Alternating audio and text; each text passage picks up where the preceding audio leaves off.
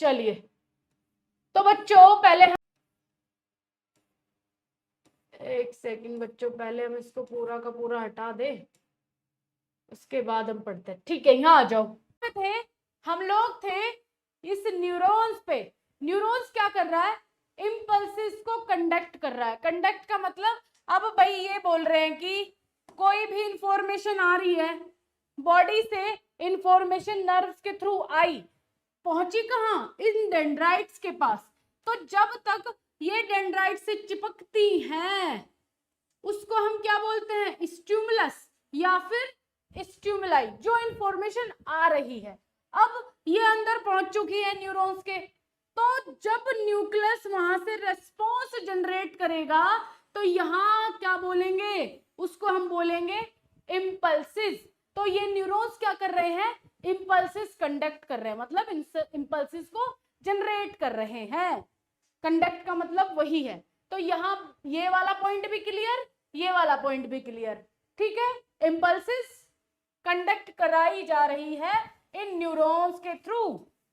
अब आगे, have unique property of reception, integration, interpretations and transmission of impulses information to target organ for appropriate response। have unique property, इसके अंदर unique property है। मतलब ये जो हमारा न्यूरॉन है वो एक स्पेशल, भाई न्यूरॉन्स तो हमारे हर एक सेल से अलग ही है, सबसे स्पेशल। तो इनके अंदर बहुत सारी खासियत चीजें हैं, खास चीजें, जैसे कि reception, integration, interpretations, transmission. Reception का मतलब ये स्टिमुलस को रिसीव ही तो कर रहे हैं। ये सारी चीजें आगे हम पढ़ेंगे डीप में, लेकिन अभी बस ऊपर ऊपर का तो पढ़ लो पहले। रिसेप्शन मतलब ये स्टिमुलस को रिसीव कर रहे हैं, तो उसी को रिसेप्शन बोल दिया। ट्रांसमिशन का क्या मतलब है? एक जो हमारा इम्पल्सिस है वो एक न्यूरॉन से दूसरे न्यूरॉन्स में ट्रांसफर किया जा रहा है, उसको हम ट्रांसमिशन बोल देते हैं। तो यहाँ आपका जो न्यूरॉन्स है वो स्पेशल वर्क कर रहा है। कोई भी इंफॉर्मेशन आ रही है उसको रिसीव कर रहा है, आगे फॉरवर्ड कर रहा है, और आगे फॉरवर्ड करने के बाद या तो डायरेक्ट मसल्स को इंफॉर्मेशन दे रहा है या फिर एक न्यूरॉन से दूसरे न्यूरॉन को इंफॉर्मेशन दे रहा है। ठीक है, ब्रेन हैज अप्रोक्सीमेटली 10 न्यूरॉन्स। अब ये 10 क्या है? यहाँ पे मिसप्रिंट हो गया है, इसको क्लियर कर लेना। मिलियन है ये। तो हमारे ब्रेन के अंदर लगभग 10 लाख से भी ज्यादा न्यूरॉन्स प्रेजेंट होते हैं। तो ये मिसप्रिंट को करेक्ट कर लेना, 10 लाख से भी ज्यादा न्यूरॉन्स हमारे ब्रेन में प्रेजेंट होते हैं। Neurons do not undergo mitosis. Most important चीज याद रखने वाली बेटा जी, हमारी जो अदर बॉडी सेल्स हैं, आपकी किडनी की ले लो, डाइजेस्टिव सिस्टम की ले लो, रेस्पिरेटरी सिस्टम की ले लो, कोई नर्वस सिस्टम को छोड़ के कोई सी भी सिस्टम की सेल्स ले लो, उसके अंदर माइटोसिस होता है। अब कुछ बच्चे बोलेंगे मैम माइटोसिस क्या है, व्हाट इज माइटोसिस? तो माइटोसिस आप फर्स्ट सेमेस्टर में सेल के अंदर पढ़ के आए हो। एक सेल है ये हमारी, अब जब ये सेल एक सेल से 2 सेल बनती है, मतलब डिवीजन कर रही है, इसको हम क्या बोलते हैं? डिवीजन। तो इस मेथड को हम माइटोसिस बोलते हैं। तो यहाँ पे सेल का डिवाइड होना माइटोसिस प्रोसेस के द्वारा होता है। तो सेल डिवाइड हो रही है किसके द्वारा? इस माइटोसिस प्रोसेस के द्वारा। तो यहाँ पे नर्वस सिस्टम के अंदर माइटोसिस नहीं होती, यहाँ पे सेल डिवीजन नहीं होता। इसलिए आपको बोलते हैं कि अपने अगर दिमाग में चोट लग जाए तो इनकी सेल्स ठीक भी नहीं होती। रिपेयर क्यों नहीं होती? क्योंकि डैमेज हो गई। मतलब आप मान लो आपके ब्रेन में 10 लाख न्यूरॉन्स है, उसमें से 1 लाख डैमेज हो गए, वो डैमेज ही है, 9 लाख बचे। इसलिए ब्रेन को बहुत सेफली रखा जाता भी है और बहुत इसकी केयर भी करनी पड़ती है, क्योंकि हाथ कट जाए, पैर कट जाए तो वो ठीक हो जाएगा, लेकिन ब्रेन में चोट लग जाती है तो उसको ठीक होने में बहुत टाइम लगता है, क्योंकि वहां कोई सेल डिवीजन नहीं हो रही। तो वही बात यहाँ बोली गई है, यहाँ पे कोई माइटोसिस प्रोसेस नहीं हो रही है। कोई दिक्कत? चलो आगे आ जाओ। पार्ट, इसको भी बताने की जरूरत नहीं है, वो पढ़ा चुके हैं। न्यूरॉन्स के अंदर मेन 3 पार्ट आपको याद रखने हैं। कौन सा? सेल बॉडी, जिसे हम क्या बोलते हैं? पेरिकार्योन्स बोल सकते हैं, या फिर सोमा। सेल बॉडी के 2 नाम और है, पहला नाम है आपका पेरिकार्योन्स और दूसरा नाम है सोमा। सेल बॉडी को सोमा भी बोलते हैं और पेरिकार्योन भी बोलते हैं। दूसरी चीज डेंड्राइट्स को याद रखना है, और तीसरी है एक्सोन। तो कुछ भी भूल जाओ न्यूरॉन्स में, लेकिन ये 3 नहीं भूलने हैं, सेल बॉडी, डेंड्राइट्स और एक्सोन। ठीक है जी, okay. Neurons have specific staining toward nissl stain, rough endoplasmic reticulum of neurons. जो न्यूरॉन्स है, neurons have specific staining toward nissl stain. यहाँ पे न्यूरॉन्स के अंदर स्पेशल स्टेनिंग, स्टेनिंग का मतलब होता है थोड़ा सा क्या बोलते हैं, डाई करने का, डाई बोल सकते हैं उसको। इस लाइन को भी आप रहने दीजिए, कल इसको मैं बताऊंगी। स्टेनिंग का मतलब होता है डाई। अगली वाली लाइन को पढ़ते हैं। यहाँ पे आपका rough endoplasmic reticulum of neurons consist of granules body in nerve cell bodies and dendrites. आपके rough endoplasmic reticulum in neurons के अंदर प्रेजेंट होते हैं। कहाँ पे? नर्व्स बॉडी, सेल बॉडी में भी और डेंड्राइट्स में भी। डेंड्राइट्स ये जो शाखा से निकल रही है, ये क्या है? डेंड्राइट्स है। और सेल बॉडी क्या है? ये है, this is the cell body. तो यहाँ पे रफ एंडोप्लाज्मिक रेटिकुलम होते हैं। रफ एंडोप्लाज्मिक रेटिकुलम में क्या होता है? इसकी सरफेस पे छोटे छोटे ग्रैन्यूल्स चिपके रहते हैं। अब ये ग्रैन्यूल्स क्या है? These are ribosomes. ये क्या है? राइबोसोम्स हैं। ठीक है, ओके। अगली बात आ जाओ। Consist nerve injury result in degradation of the nissl body chromatolysis. Nerve injury result in degradation of the nissl body. Nissl body का मतलब है आपकी नर्व, न्यूरॉन्स की बॉडी। अगर यहाँ पे किसी भी प्रकार की इंजरी आ जाती है तो वो सिर्फ डिग्रेड ही होगी, वो रिपेयर नहीं होगी, खराब ही है। मतलब वहां कोई भी चांसेस नहीं है कि दोबारा एक नया न्यूरॉन, एक न्यूरॉन खराब हो गया तो वहां पे दोबारा बनेगा, नहीं। डिग्रेड मतलब डिग्रेड, डिग्रेड का मतलब खराब हो जाना। ठीक है,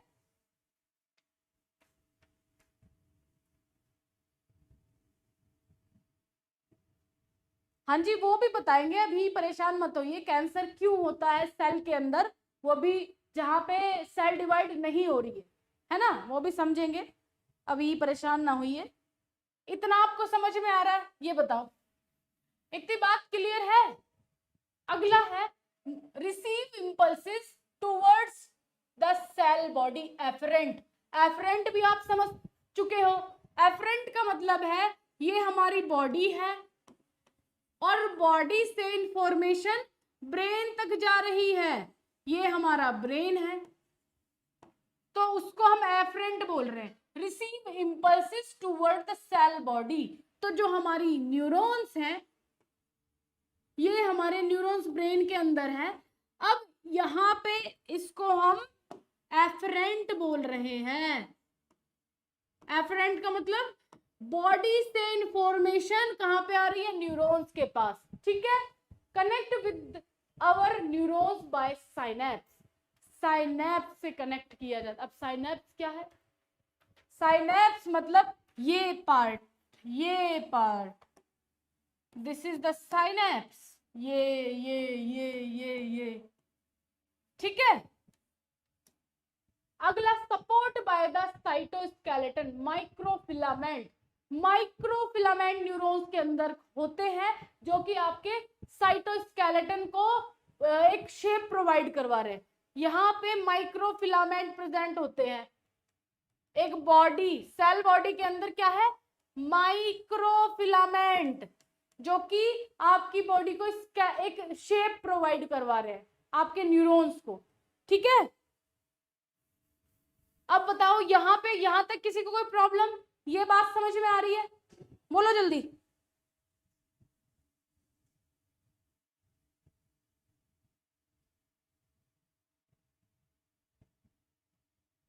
जल्दी बोलो बोलो बोलो बोलो।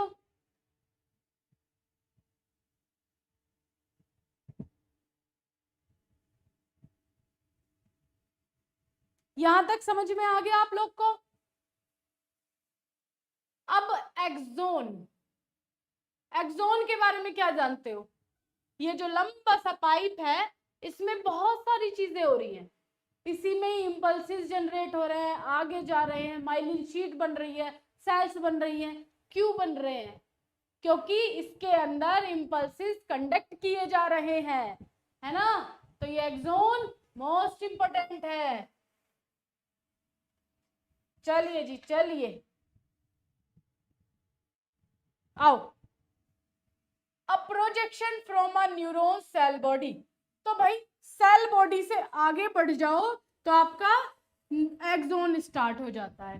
Carry impulses away from the cell body, cell body से दूर ले जा रहा है इंपल्सिस। सही बात है भाई, सेल बॉडी ने क्या कर दिया, इंपल्सिस जनरेट कर दिए। अब ये एक्सोन उस इंपल्सिस को सेल बॉडी से दूर लेके जा रहा है, लेके तो जा रहा है। Trigger zone for initiation of action potential. अब ये एक्शन पोटेंशियल समझने वाली बात है।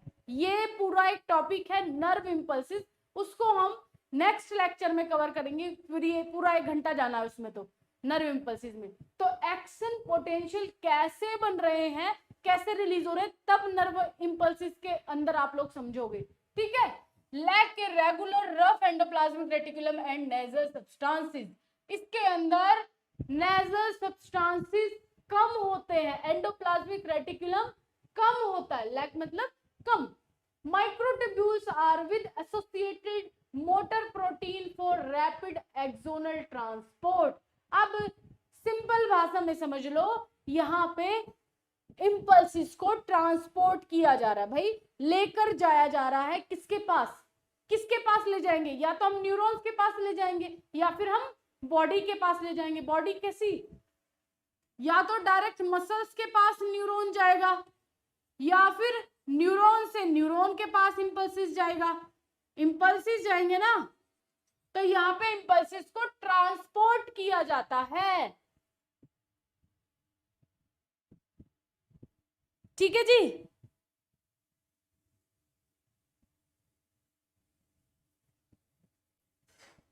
परेशान मत होइए, मैं आपको बता दूंगी कैंसर क्यों होता है हमारे ब्रेन के अंदर। अभी इतना तो पढ़ लो,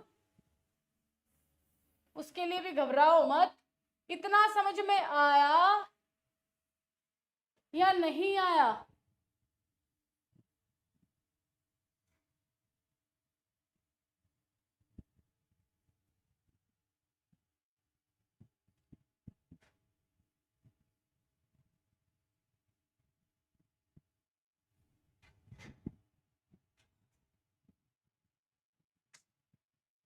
ये हटता क्यों नहीं है?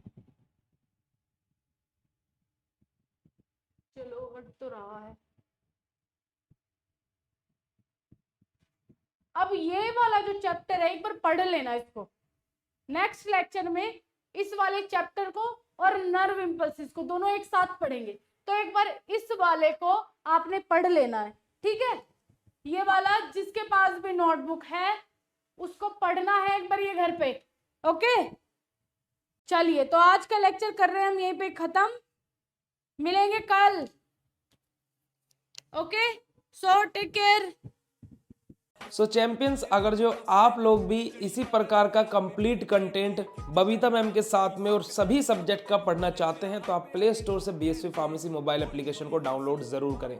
वहां पर आप लोगों को कंप्यूटराइज नोट्स के पीडीएफ, हैंड रिटन नोट्स के PDF, model paper, important question, weekly test, monthly test, महा marathon classes, one shot video lectures, live classes, home delivery notes, practical, सब कुछ आप लोगों को प्रोवाइड कराया जाता है। तो जस्ट जाइए बीएसवी फार्मेसी ऐप डाउनलोड कीजिए। ज्यादा जानकारी के लिए दिए गए हेल्पलाइन नंबर पर कॉन्टैक्ट कर लीजिए। All the very best.